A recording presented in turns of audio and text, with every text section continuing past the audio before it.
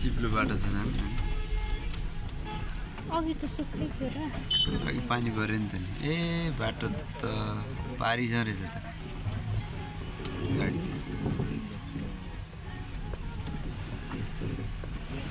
यस्तो अप्ठ्यारो बाटो चलाएर गएर के पुल पनि स्याख राइन्छ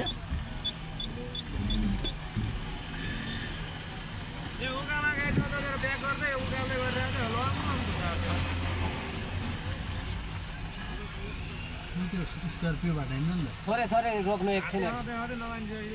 त्यसलाई आउन दिने कि हामी जाउँ कि त्यसलाई आउन दिने त्यो ढुङ्गा भेट्दैन नि